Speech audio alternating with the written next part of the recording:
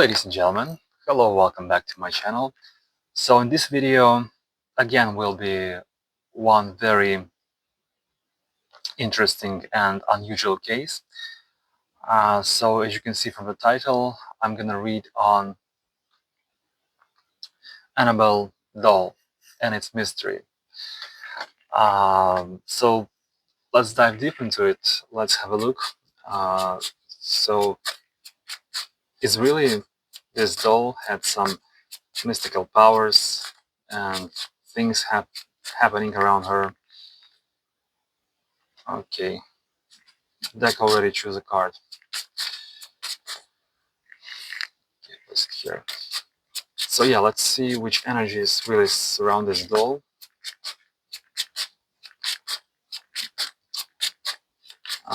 About her owners, about this legend itself. So let's see everything.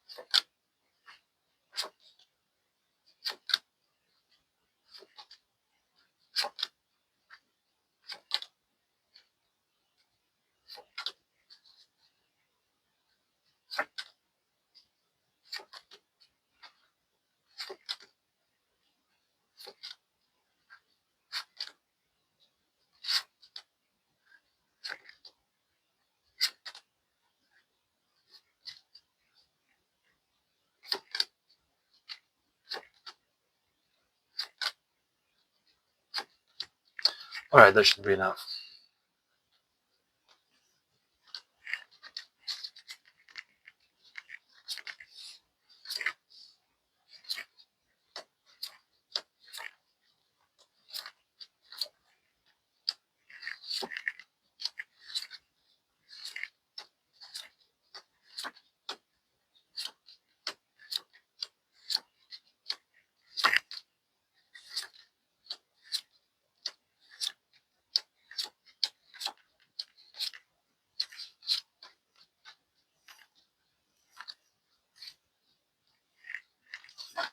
Alright, so I'm gonna be quick too soon. Alright, so the story behind the infamous Annabelle doll begins long before it ever reached the hands of its owners. The entirety connected to the doll was never a child's spirit or an innocent presence. It carried the energy of someone strategic, manipulative, and deeply skilled at masking its intentions. It approached people the way a con artist chooses targets, seeking emotionally open individuals, places where imagination runs high, and environments where fear can quickly take a root.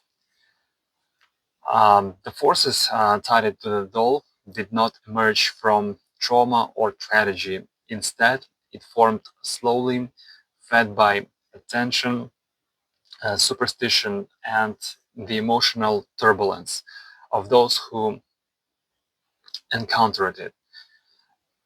It attached itself not because the doll was special, but because the object offered stability and constant human focus, the exact fuel it needed to grow. So the doll became a vessel simply because it was always present, always watched, and always talked about. Speaking about the home where the legend began, much of the activity around the doll was amplified by the people living there. They misinterpreted coincidence, reacted emotionally to abundance, occurrence, and unknowingly.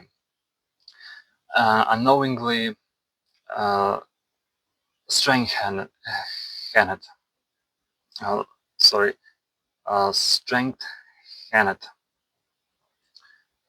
the presence by expecting it to be active. The entity learned to explore this expectation, subtly influencing events, but never with her violent power later attributed to it. Um, it its influence was clever rather than chaotic, a slow physiological drip instead of dramatic haunting.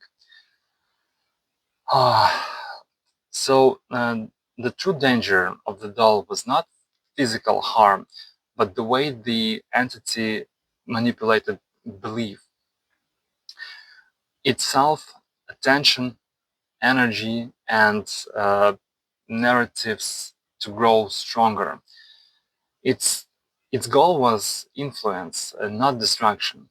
Those who interacted with it felt compelled, drawn it, made to believe the story it wanted them to believe.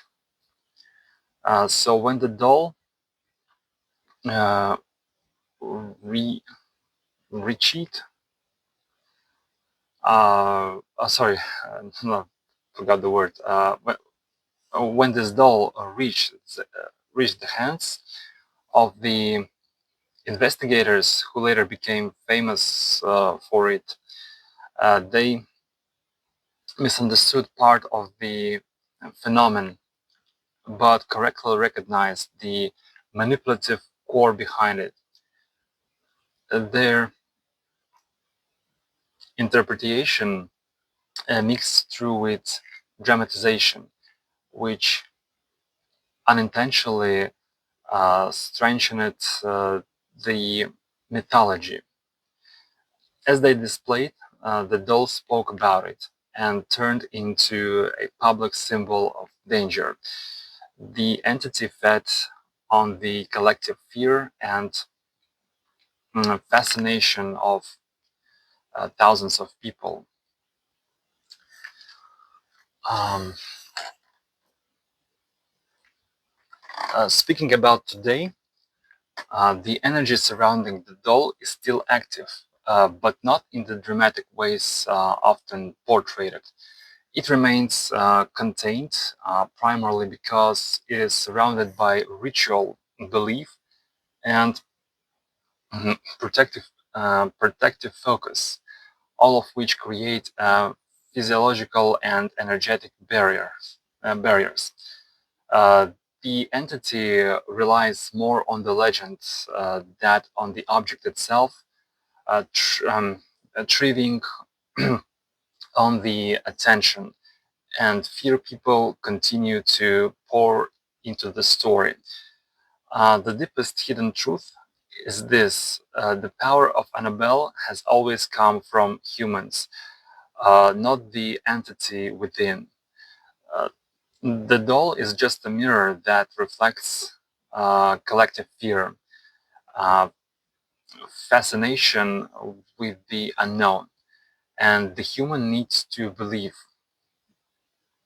Human needed to believe in forces beyond themselves.